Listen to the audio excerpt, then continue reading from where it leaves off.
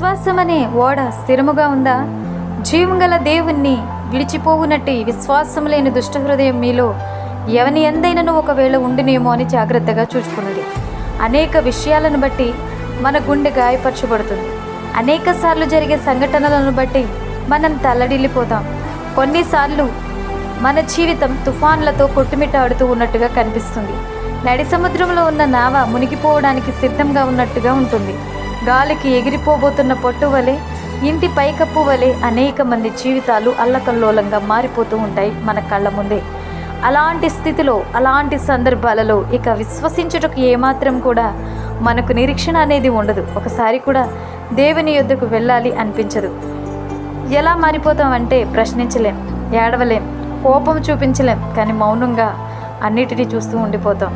అలానే ఉండాలి అనిపిస్తుంది. ఇలా ఎందుకు జరిగింది అనే సందేహం వస్తున్నప్పటికీ కూడా ఏం చేయాలో తెలియక అలా నిలిచుండిపోతాము మౌనంగా. ఇలాంటి పరిస్థితులు మన దైనందిన జీవితంలో ఎదురవుతాయి అనే దేవుడు ముందుగా మనల్ని హెచ్చరిస్తున్నారు, మనకి తెలియపరుస్తున్నారు. ఎలాంటి పరిస్థితులు గుండా వెళ్ళవలసి వచ్చినప్పటికీ కూడా మనుషులపై ఆధారపడి కళ్ళ ముందు కనిపిస్తున్న పరిస్థితులను బట్టి కదిలిపోకుండా, కొట్టుకుని పోకుండా, నిరీక్షణ నుండి తొలగిపోక విశ్వాసమునందు స్థిరముగా నిలిచి ఉండుడి అని. అంతేకాకుండా మన గురి లోకం వైపు కాకుండా పరమందు సింహాసనాసీనుడైన దేవునిపై నిలపడం వలన మనము కదల్చబడకుండా ఉంటామని తెలియపరుస్తున్నారు. పునాది మీద కట్టబడిన వారై స్థిరముగా ఉండి, మీరు విన్నట్టు ఆకాశము క్రింద ఉన్న సమస్త సృష్టికి ప్రకటింపబడినట్టు ఈ సువార్త వలన కలుగు నిరీక్షణ నుండి తొలగిపోక విశ్వాసమందు నిలిచియుండుడి.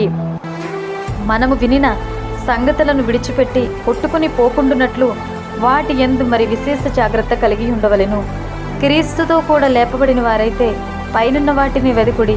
అక్కడ క్రీస్తు దేవుని కుడిపార్శ్వమును కూర్చుండి ఉన్నాడు. పైనున్న వాటి మీదనే గాని భూసంబంధమైన వాటి మీద మనస్సు పెట్టుకునుకుడి. సదాకాలం యెహోవా యందు నా గురి నిలుచున్నాను.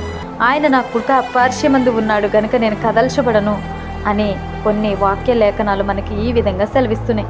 కాబట్టి నా ప్రియ సహోదరి సహోదరుడా, మన అందరం కూడా సామాన్య మానవులము. పరిస్థితులను బట్టి, కాలాన్ని బట్టి, మనుషులను బట్టి, సమస్యలను బట్టి కృంగిపోతూ, విశ్వాసాన్ని కోల్పోతూ, నిరీక్షణ లేని వారమై బ్రతుకులపై ఆశలు కోల్పోయిన వారమై ఉండగా పరలోకం చేరునట్లుగా మన గురి దేవుని యందు నిలిపి మన విశ్వాసం అనే ఓడ బద్దలు కాకుండా, కొట్టుకొని పోకుండా జాగ్రత్తగా కాపాడుకుందాం.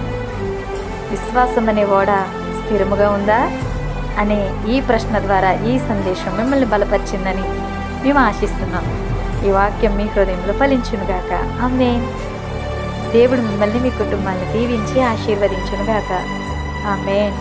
God bless you all.